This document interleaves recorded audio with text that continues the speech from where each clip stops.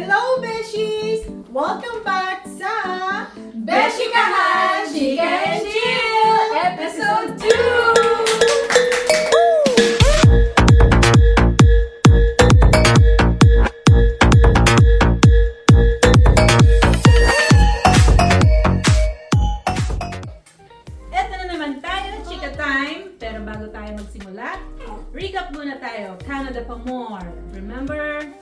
Yes! Episode 1 namin yan. Pero, today, dahil episode 2 namin, ang title is Maple at Kilig. Yes! And for today's episode, meron tayong special guest. Siyempre, hindi lang tayo. So, sino ba yung mga guests natin ngayon? Excited! Sino ba? Excited sila, mga Besh! Let's welcome! Jessie! Hello, Jessie!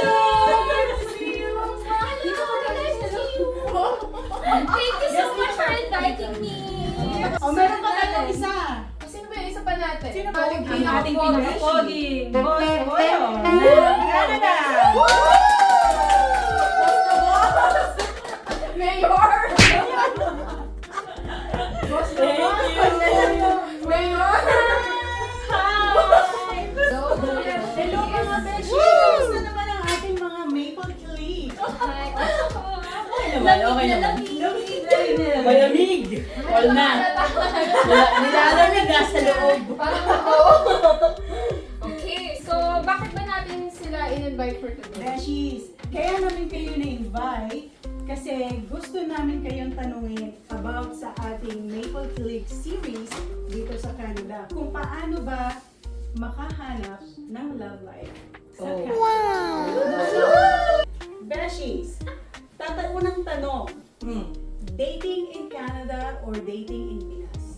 Dating in Pinas. Well, umalis ako sa Pilipinas ng 18 ako, so obviously nagde-date ka doon. Kaya lang, iba yun eh, bata ka nun eh. So, in Canada, mostly flirt-flirt. Oh yes. May date din. Pero since nakatira ako sa Canada, syempre, mas gusto ko na dito kaysa sa Pinas. Pinas is expensive pag, like, long distance pa kayo. Tas yung time difference, mahirap i-maintain. Kukunti lang ang kinakaya ng long distance relationship. So, I prefer Canada kung nakatira ka na sa Canada. Ngayon, if hindi ka pa naman resident or hindi pa sigurado yung status mo, then maybe kung may girlfriend, boyfriend ka doon, keep mo na lang muna. What about you? I don't know, bebe. So, syempre, I think based on my experience, it's better na yung date dito sa Canada. Kasi sa Pilipinas, yung mga nakadate ko is mga nasa ka-age ko. So, pare-pareho pa kaming umaasa sa mga So, unlike here, di ba kahit they're young, they can have their own job and they have their own money, so they can take you out on dates. Yes. So, doon, That's true. That's Totoo naman, totoo. di ba, doon, kailangan ko ba magbayad ng 100 sa'yo? Oo nga naman kasi at the age of 15 or 16 they start working na dito. Dito. Mas independent Mas yung mga alis. independent. True. So dito na-experience ko talaga yung parang princess. Bayad. Wow! Yes! Parang bayad na siya. Oh! Joke lang. Hindi kasi, di ba doon, parang ang pera nyo lang is baon nyo pa rin. So hindi mo naman siya ma-expect na magbayad ng milk tea 55. Eh yung french fries eh 25 pa. Bata, ano ka ba? Bata pa. 3 years Sorry old. naman. Oo. Sagot-sagot lang tayo nun, di ba? Sagot gulaman lang. Sagot gulaman lang, pasok Scramble. Yan. Fishball. Fishball lang, libre sa Medyo social na yung nila eh. Generation. So mas prefer dito financially wise. Hindi kasi sa mas, like, mostly, pag bata pa, mas mapasok sila, wala tayong sex education masyado doon. Like, unlike dito sa Canada na tinuturo na. So, they know what to do. Sa Pilipinas kasi medyo... They know what to do. Anong i-do? Like, they know what to do on what? Like, gusto mo talaga sabihin ko? Like, yun sa mga mongol, whatever, di ba? Alam nila yung... Alam nila yung... Teka, make out lang. Anong momol, ha? Momol. Make out lang. Guys, don't do momol. Pero yun nga, diba? Kasi dun sa atin, very konti yung Education. information. About that. Tsaka very tabo kasi sa atin yung salitang yung mga words na yun. Kaya mahirap yan sa mga bata. Dito alam na nila. So, kaya alam nila limit nila, alam dapat nila gawin. So, gaano kahirap i-maintain Ang relationship? Ikaw kasi naranasan mo, I believe long distance, diba? Oo naman. Yeah, naranasan ko, pumunta ako ng Canada, may ka-long distance relationship din ako. Pero mahirap na sila nga i-maintain. And then, nag-try ko ulit, hindi pa rin. So, nung karoon ka na ng maraming friends sa Canada, obviously you flirt. But, it didn't, like, masyadong marami lang dito eh. Flirt when you have friends. You flirt. Yes, lamang na May momol, my flirt. And then yung nakakaisong episode na to. Hindi. Pero di ba, bata akong dumating dito. So obviously, yung mind ko hindi pa ganun ka-open. Sabihin mo na. Tsaka, iba yung way ng barkada dito sa barkada sa Pilipinas eh. So you will say na mas madali mag-maintain ang relationship here sa Canada? Well, because sabi nyo, mas madali din makahanap ng, like, makipag-date dito sa Canada, diba? So mas madali din mag-maintain ng relationship Maintaining is because alam nyo na pares kayo nag-work. So, yung time nyo, yung responsibility mo na sa sarili mo as a person, alam mo na, okay, kailangan nito mag-work. Kailangan ko rin mag-work. Para alam mo yung nagkakaintindihan kayo, innocent, kasi parang magka-jive yung mind nyo eh. Kasi yung schedule. Yung schedule din, like, alam niya na, okay, retail worker to, obviously, weekend, hindi to po pwede. You know, tapos ikaw, office worker ka, so parang mag-ano lang kayo, Give and take. yeah, give and take, compromise. And Yun more yun. on mature. Yeah, hindi ka tulad, like, sabihin mo na pag kunyari sa Pilipinas ka, dahil yung mind natin, nag-aaral tayo, pinag-aaral tayo. Parang, wala kang time sa akin. Yeah. Di ba yung parang gano'n? So, nagkakaroon ng fighting right away. Yung sa oras. Tsaka parang mas secure yung mga tao dito sa sarili nila because they're independent. So, yun lang yung nakikita kong They're earning difference. their own money. Yeah. Parang, okay, mawala ka, I'm fine. Okay. I can live. Yeah. Diba? Pag sa Pilipinas, ayoko na.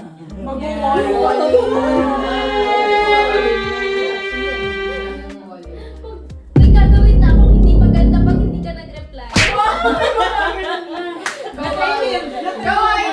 Sabi ko, kukunin na lang nanay ko yung cellphone ko.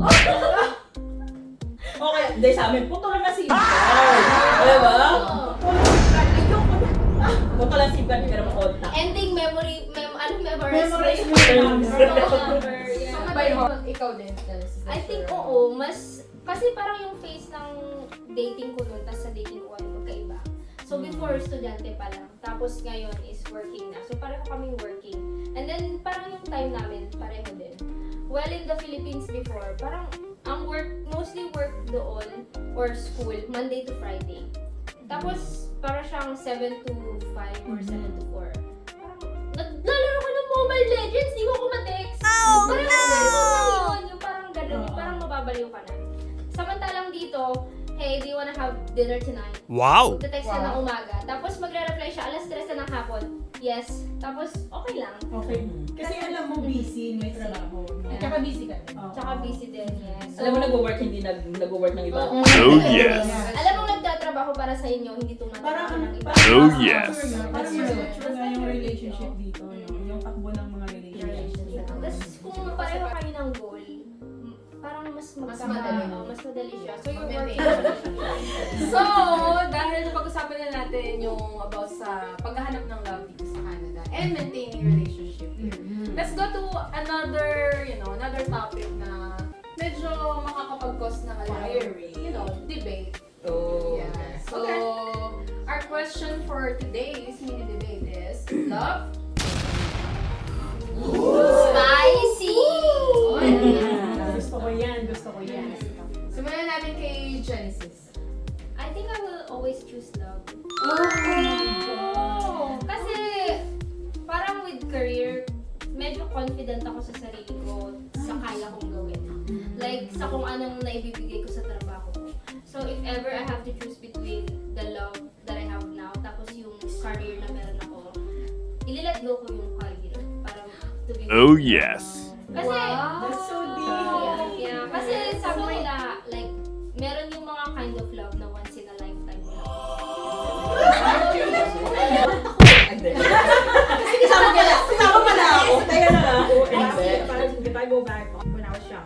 I'll choose Oh yes. Kasi, kung anong gagawin mo between your 20s will define your 30s, 40s, whatever.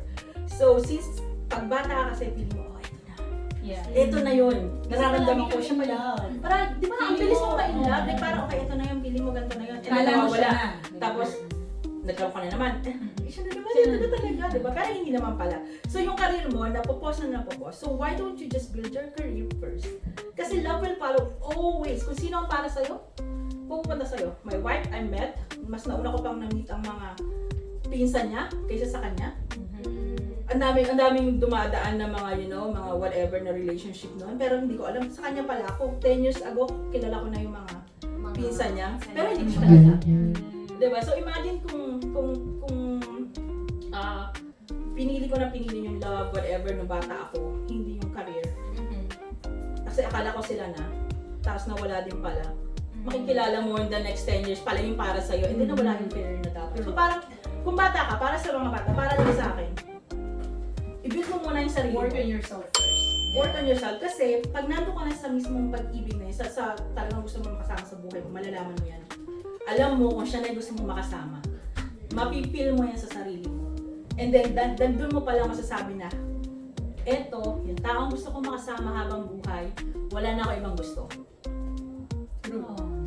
Diba? Lahat naman tayo, like, sino may mga long relationship na tayo, diba? So, parang alam na natin na, eto na yun. I'm on the right track. Tapos yung kasama mo na yun, siya na ang sasamahan ka sa bawat hamon mo sa karir mo. Magkamali ka man, andyan siya, sasaluhin ka, o ipupush ka pag napanghihinaan ka ng loob, diba? So, choosing the right person, di ko mas sinasabing love agad, like career pag bata ka, better. Kaysa mag-love ka kagad. Kung may pag-ibig ka na habang may career ka, that's good for you. Kung pinupush ka niya, sinusuportahan ka niya habang bata ka, go. Pero kung yung taong makakasama mo during na binibuild mo yung sarili mo, sa career mo, hindi ka sinusuportahan, I don't think that's the right person for you.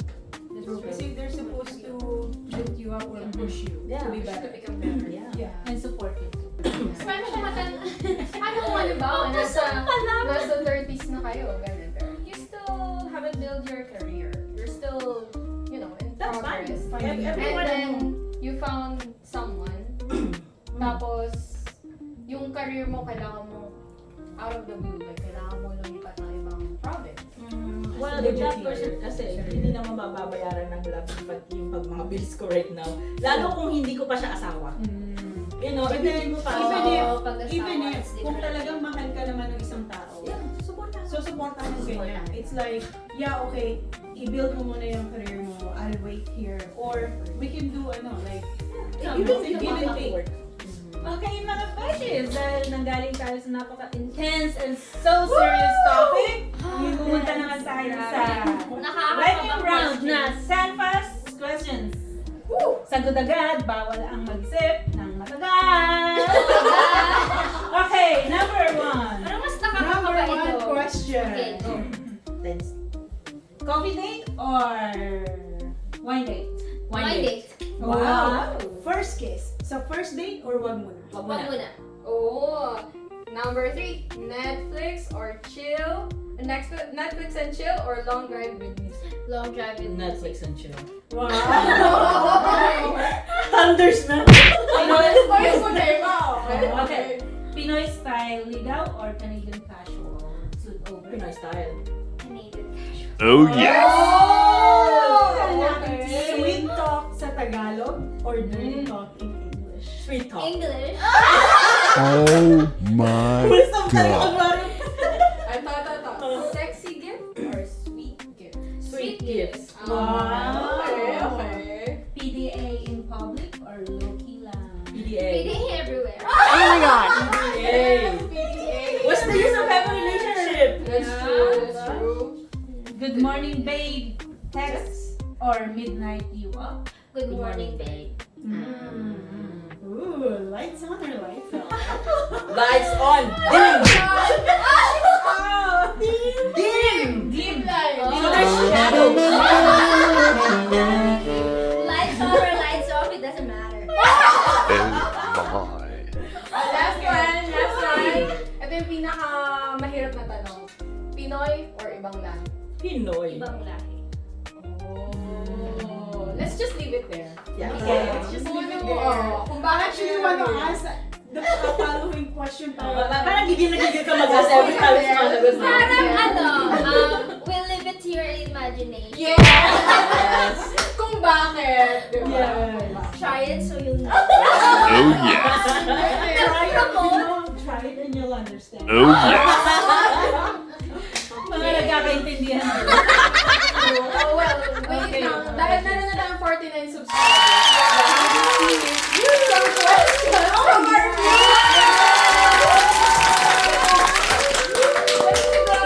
And we got 3 questions, I believe, here. So, Sabi ba babasahin yan? ko muna yung, question to sa inyong dalawa. Wow. Babasahin ko muna yung question galing kay Che Aquino.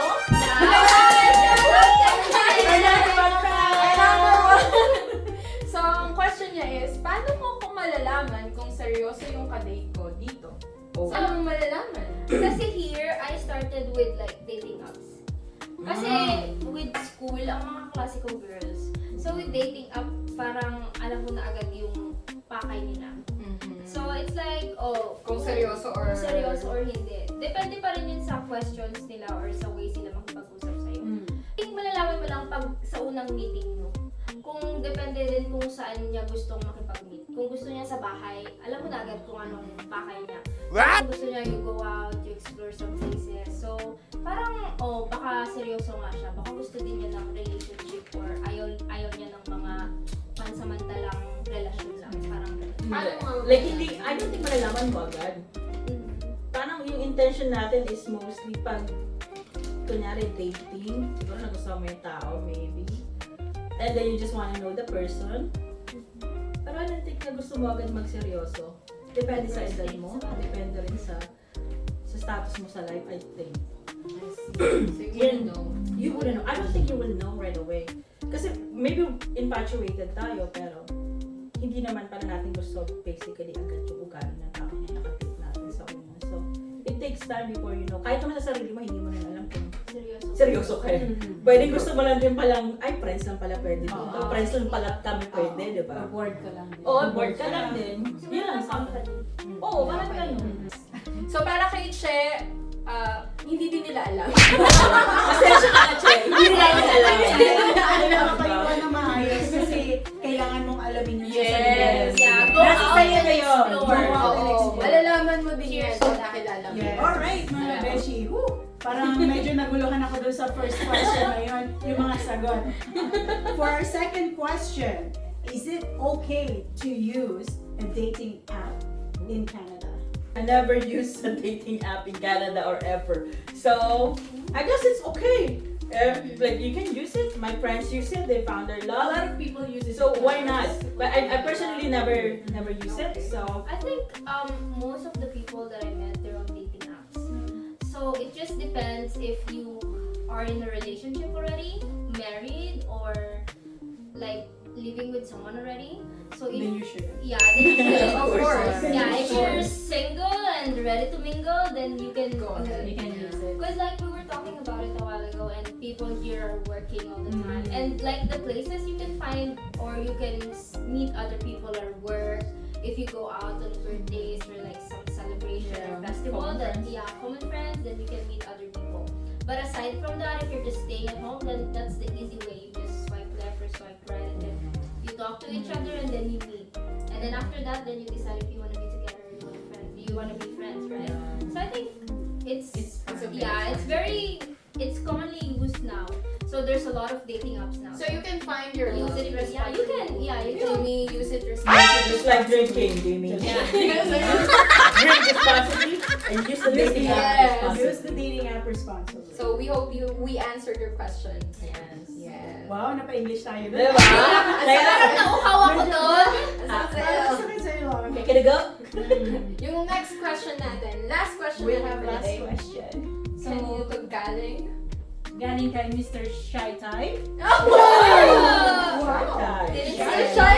Yeah, and the question is Tagalog, so maybe he's from Philippines. Tagalog na tayo ngayon. So, So, Tagalog. question number 3. Nakakakilig ba talaga ang Canadian style ng landi? So, Canadian Is it style more landi. nakakakilig? More ano kasi, ewan ko direct na tayo landian dito. Alright. Oo, parang kung hindi ka pa masyadong sanay sa slang, hindi mo magigets. Right away na nagpa-flirt na pala siya lumalandi sa'yo, di ba? Pero pag sanay ka na sa mga words nilang na slang, magigets mo, baka kiligin ka, di ba? Yeah. Pero I don't think pag hindi mo naman gets yung slang nila, Hindi mo ano. yung wave. Sabi mo. Di ba kasi sinasabi nito? Kayo pala nilalandi ka na, di mo pa alam. Totoo. Yung inaaya ka ng mag-coffee. Di ba Oo. Hindi mo pa Sabi mo sabi no. Yeah.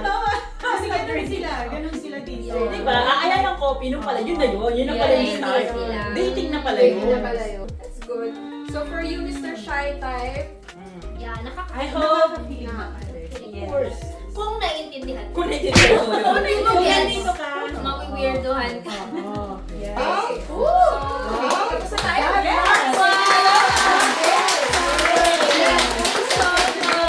It was such a pleasure to be Wow. here. Thank you for inviting us. Ang dami nating subscribers. Yes. Subscribers! 49,000. So, bago natin i-close tong episode na to, and after natin mag-thank you sa ating mga guests, we want to at least magbigay ng konting advice sa ating mga viewers. From all of us. Yeah. Ano yung... Huwag magmadali. Huwag magmadali. Very Genesis, Be responsible. be responsible. Ako always work on yourself. Kasi you can never give what you don't have. Yan yung palagi kong iniisip. So, always work on yourself. Yeah, that's true. Yes. Ako, may advice ko is just love from your heart. Always be good. So, nasagot din na. Happy Beshi! For me, take it easy. Oh! Huwag magmadali. Yes. Make it Parang sabi ni Boss Boy. Yes. Yeah. Kasi ang love nandyan lang. So, bigay na natin ang ating mga goodies. Woo!